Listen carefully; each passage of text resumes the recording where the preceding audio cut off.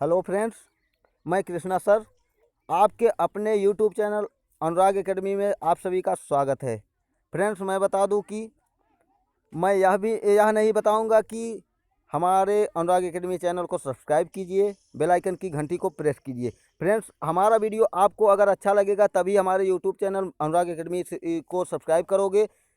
और हमारे कहने से आप सब्सक्राइब नहीं करोगे। तो दोस्तों, मैं बता दूं कि हमारा वीडियो आपको अगर लगे कि आपके लिए एग्ज़ाम में सफलता प्राप्त करने का एक मौका मिल सकता है, तो दोस्तों हमारा वीडियो पूरा देखिए। और अगर आपको अच्छा लगे तो अनुराग एकेडमी सिसवारा को सब्सक्राइब कीजिए और साथ में बेल आइकन की घंटी को प्रेस कीजिए और उसे ऑल नोटिफिकेशन में रखिए, जिससे कि मैं कोई भी वीडियो अपना प्रोवाइड करूं तो उसका नोटिफिकेशन सबसे पहले आपको मिल सके और जिससे कि सबसे पहले उस वीडियो को आप देख सको। तो दोस्तों, मैं बता दूं कि अगर हमारा वीडियो आपको अच्छा लगता है तो लाइक कीजिएगा, कमेंट कीजिएगा दोस्तों, और अपने दोस्तों के साथ व्हाट्सएप ग्रुप में, फेसबुक ग्रुप में शेयर कीजिएगा, जिससे कि आपके दोस्तों तक हमारा वीडियो जा सके और आपकी तरह आपके दोस्तों को सफलता मिल सके। तो दोस्तों, लाइक करना, कमेंट करना ना भूलिएगा, जिससे कि मुझे एक लाइक, एक कमेंट से हमें इतना मोटिवेशन मिलता है, जिससे कि हमारा मनोबल बढ़ता है। हमें पता लगता है कि आपने हमारे इस वीडियो को कितना पसंद किया है। तो दोस्तों, बिना देर किए मैं चलता हूं अपने प्रश्नों पर। आज का हमारा पहला प्रश्न क्या है, देख लेते हैं कि राजीव गांधी के नेतृत्व में पर्यावरण एवं वन मंत्रालय का सृजन कब किया गया था। अर्थात पर्यावरण एवं वन मंत्रालय का सृजन कब किया गया था और किसके द्वारा किया गया था। तो राजीव गांधी के नेतृत्व में किया गया था और 17 सितंबर 1985 ईस्वी में किया गया था। ठीक। अगला प्रश्न है, पर्यावरण संरक्षण अधिनियम किस वर्ष पारित हुआ था। तो पर्यावरण संरक्षण अधिनियम 1986 ईस्वी में पारित हुआ था। अगला प्रश्न है, हम लोगों के सामने देख लेते हैं कि अगला प्रश्न, विश्व की सबसे बड़ी वन्यजीव परियोजना वन्यजीव संरक्षण अधिनियम 1972 किसके द्वारा पारित किया गया था। तो दोस्तों, यह प्रश्न एक प्रकार से तो ऐसा भी बन सकता है और दूसरे प्रकार से कुछ ऐसा भी पूछ सकता है कि विश्व की सबसे बड़ी वन्यजीव परियोजना वन्यजीव संरक्षण अधिनियम किस सन के तहत पारित किया गया था। तो यह 1972 में पारित किया गया था और यह इंदिरा गांधी द्वारा पारित किया गया था। अगला प्रश्न है, राष्ट्रीय हरित न्यायाधिकरण अधिनियम किस वर्ष पारित किया गया था। तो राष्ट्रीय हरित न्यायाधिकरण अधिनियम 2010 में पारित किया गया था। अगला प्रश्न है, हम लोगों के सामने देख लेते हैं कि अगला प्रश्न क्या है, पर्यावरण के मुख्यतः कितने घटक हैं। दोस्तों, यह पूछा है कि पर्यावरण के मुख्यतः कितने घटक हैं। तो मुख्यतः 3 घटक हैं, याद कर लीजिएगा।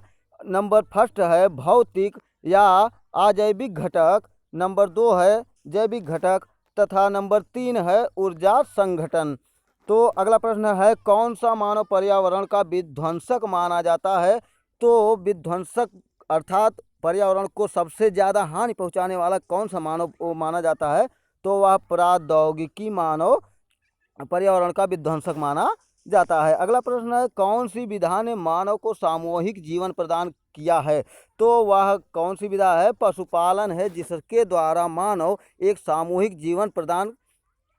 सामूहिक जीवन जीने के लिए प्रेरित हुआ है। अगला प्रश्न है, हम लोगों के सामने दोस्तों, मैं बता दूं कि अगर यह वीडियो आपको अच्छा लगे तो कमेंट कीजिएगा, लाइक कीजिएगा और अपने दोस्तों के साथ शेयर कीजिएगा। अगर वीडियो अच्छा लग रहा है दोस्तों, अगर इस प्रकार से आपको दूसरा वीडियो चाहिए तो हमारे इस अनुराग एकेडमी चैनल को सब्सक्राइब जरूर कीजिएगा। दोस्तों, चलते हैं अगले प्रश्न पर। खेती की सर्वाधिक पुरातन प्रणाली कौन सी है।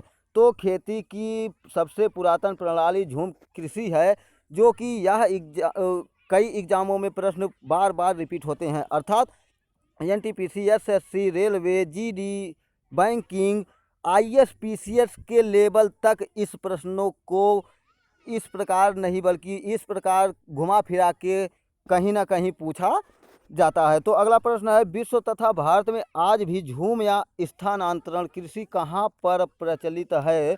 तो दोस्तों, पूछा है कि झूम कृषि कहाँ पर प्रचलित है। तो प्रचलित है दक्षिणी पूर्वी एशिया एवं पूर्वोत्तर भारत में इसकी खेती आज भी अभी प्रचलित है। अगला प्रश्न है मानव भूगोल के जन्मदाता किसे का दोस्तों दिया है कि मानव भूगोल के जन्मदाता की संज्ञा किसे प्रदान की गई है। तो फ्रेडरिक रेटजल को मानव भूगोल के जन्मदाता के नाम से जाना जाता है। अगला प्रश्न है हम लोगों के सामने देख लेते हैं कि क्या है कि मनुष्य के लिए सर्वाधिक कार्यक्षम तापमान तथा आर्द्रता कितनी होनी चाहिए। तो मनुष्य सबसे अधिक कार्य कब कर सकता है, जब 25 डिग्री सेल्सियस तापमान हो और आर्द्रता 60% होनी चाहिए। अगर 25 डिग्री सेल्सियस तापमान है और 60% आर्द्रता है तापमान में, तो मनुष्य सबसे अधिक कार्यक्षम माना जाता है। अगला प्रश्न है औद्योगिक क्रांति सर्वप्रथम कहाँ प्रारंभ हुई। यह दोस्तों मैं बता दूं कि इस प्रश्न को कई एग्जामों में घुमा फिरा कर बार बार पूछा जाता है कि औद्योगिक क्रांति सर्वप्रथम कहाँ पर प्रारंभ हुई। तो वह इंग्लैंड में प्रारंभ हुई थी। और अगला प्रश्न है मेघ बीजन में किन यौगिकों का प्रयोग किया जाता है। मेघ बीजन अर्थात जिसे हम बिजली कड़कना बोलते हैं, तो इसमें किन किन यौगिकों का प्रयोग किया जाता है। तो इसमें ठोस CO2 अर्थात ठोस कार्बन डाइऑक्साइड और आयोडीन का प्रयोग किया जाता है। अगला प्रश्न है हम लोगों के सामने देख लेते हैं कि भूमिगत जल के दोहन के कारण संसार का कौन सा शहर सर्वाधिक प्रभावित हुआ है। तो दोस्तों भूमिगत जल के दोहन क्या है, अर्थात कि भूमि के अंदर जो जल पाए जाते हैं उसको अधिक से अधिक मात्रा में निकाल कर नल के द्वारा या हैंडपंप के द्वारा या फिर इंजन के द्वारा ट्यूबवेल के द्वारा निकालकर उसे बेकार की सतह पर बेकार के रूप में बहा देना, अर्थात भूमिगत जल के दोहन कहलाता है। तो दोस्तों अगला पर देख लेते हैं इसका आंसर क्या है कि भूमिगत जल के दोहन के कारण संसार का कौन सा शहर सर्वाधिक प्रभावित हुआ है। तो वह ब्रुकलिन है, जो कि USA का एक शहर है। वह सबसे अधिक भूमिगत जल दोहन के कारण प्रभावित हुआ है। अगला प्रश्न है ओजोन परत का क्षरण का पता सर्वप्रथम किसने लगाया था। तो ओजोन परत क्षरण का पता सर्वप्रथम किसने लगाया था। जो सफरमैन 1985 इंग्लैंड में 1985 में, जो कि इंग्लैंड के रहने वाले हैं। अगला प्रश्न है अंतर्राष्ट्रीय हाइड्रोलॉजिकल दशक कब मनाया गया था। दोस्तों यह प्रश्न अगले वर्ष ग्रुप डी की परीक्षा में पूछा गया था कि अंतर्राष्ट्रीय हाइड्रोलॉजिकल दशक कब मनाया गया था। तो वह कब मनाया गया था 1965 से 1974 ईस्वी के बीच में अंतर्राष्ट्रीय हाइड्रोलॉजिकल दशक मनाया गया था। अगला प्रश्न है हम लोगों के सामने देखते हैं दक्षिण पूर्वी संयुक्त राज्य अमेरिका का नरक किस नदी को कहा जाता है। दोस्तों यह बेहद इंपॉर्टेंट प्रश्न है कि दक्षिण पूर्वी संयुक्त राज्य अमेरिका का नरक किस नदी को कहा जाता है। तो वह कौन सी नदी है, उसका नाम है टेनेसी। टेनेसी नदी को अमेरिका का नरक नदी के नाम से भी जाना जाता है। अगला प्रश्न है भारत की दामोदर नदी परियोजना किस नदी परियोजना की अनुकृति है। तो वह टेनेसी नदी घाटी परियोजना की अनुकृति है, जो कि 1940 ईस्वी में USA के द्वारा अनुकृत में लाई गई थी। अगला प्रश्न है विश्व की सर्वाधिक अवसाद का परिवहन करने वाली 2 नदियां कौन कौन सी हैं।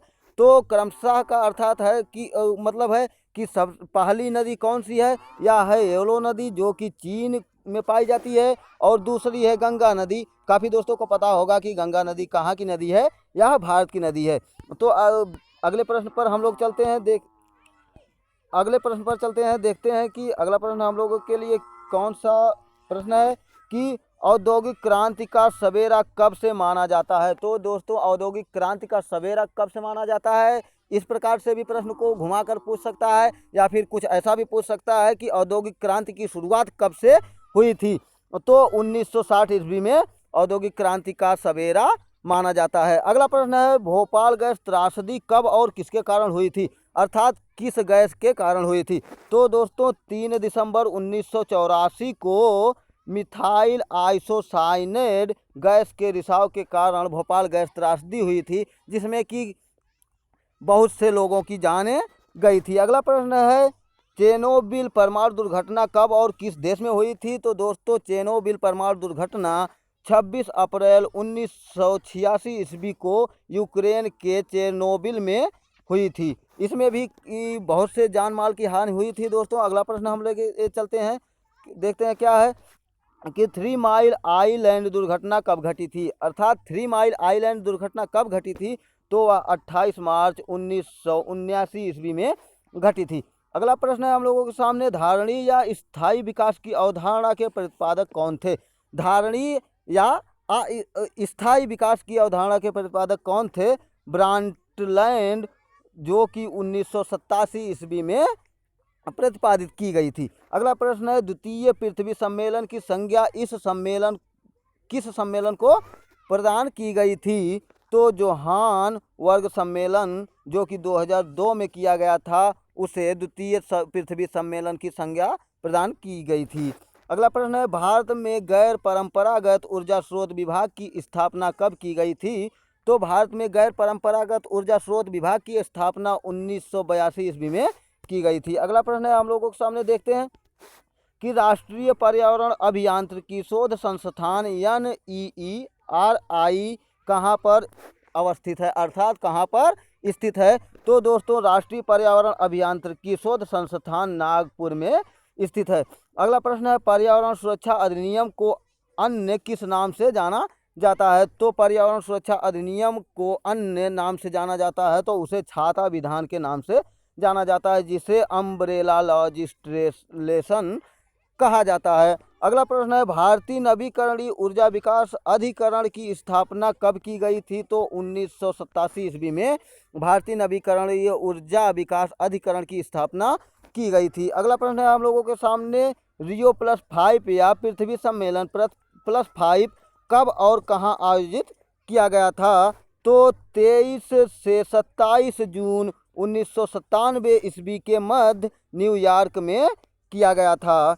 रियो +5 या पृथ्वी सम्मेलन +5 का आयोजन 23 से 27 जून 1997 ईस्वी के मध्य न्यूयॉर्क में किया गया था। तो अगला प्रश्न है हम लोगों के सामने, देख लेते हैं कि क्या वनस्पति वाले वनों को किस नाम से जाना जाता है? अर्थात मैंग्रोव वनस्पति वाले वनों को अन्य किस नाम से जाना जाता है? तो उसे सुंदरी वन के नाम से जाना जाता है। दोस्तों यहाँ पर मोटी हेडिंग में दिया गया है कि पारिस्थितिकी एवं पारिस्थितिक तंत्र। मैं बता दूं कि हमारा वीडियो आज का यहीं तक रहा। यह मैं बता दूं कि अगला वीडियो जो आएगा पारिस्थितिकी एवं पारिस्थितिक तंत्र के बारे में आएगा, जो कि इकोलॉजी एंड इकोसिस्टम के बारे में हम बताएंगे। तो दोस्तों मैं चलते चलते आप सभी लोगों को बता दूं कि अगर यह वीडियो हमारा आप सभी को अच्छा लगा हो तो अपने दोस्तों के साथ शेयर कीजिएगा, कमेंट कीजिएगा, लाइक कीजिएगा, और जिससे कि हमें पता लग सके कि हमारे वीडियो को आप सभी लोगों ने कितना पसंद किया। दोस्तों अगर यह वीडियो आपको अच्छा लगा हो तो अगला वीडियो हमारा देखने के लिए हमारे यूट्यूब चैनल अनुराग एकेडमी को सब्सक्राइब कीजिएगा, साथ में बेल आइकन की घंटी को प्रेस कीजिएगा और उसे ऑल नोटिफिकेशन में रखिएगा, जिससे कि मैं कोई भी वीडियो प्रोवाइड करूँ तो सबसे पहले उसका नोटिफिकेशन आपको मिल सके। तो दोस्तों मैं चलते चलते अब आपसे विदा लेता हूँ।